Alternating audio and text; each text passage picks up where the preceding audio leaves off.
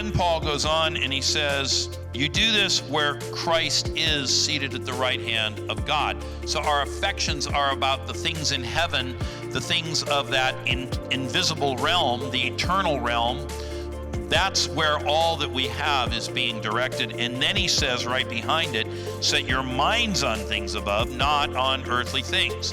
Oftentimes our minds in particular are taken up with many earthly things.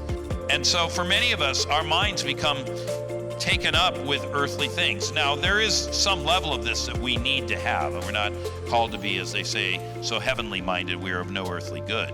You know, we have children to care for, we have jobs to perform, we have all these things. So I'm not saying annihilate your mind, but it's really what preoccupies you.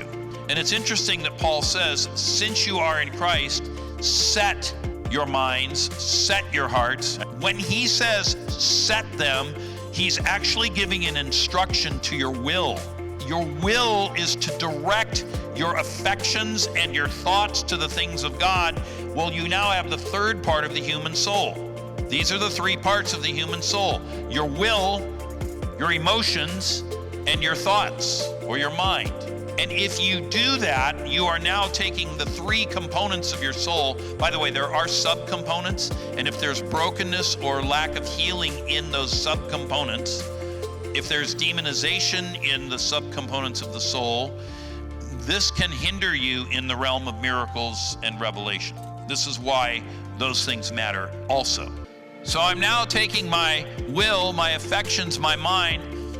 You know what's happening is we're creating a kind of, I don't know what you want to call it, synergy, unification, whatever. But there's a kind of intentionality to it, and it has this effect. I've told you one of the most important foundational concepts in miracles, breakthrough. And it doesn't just mean healing miracles.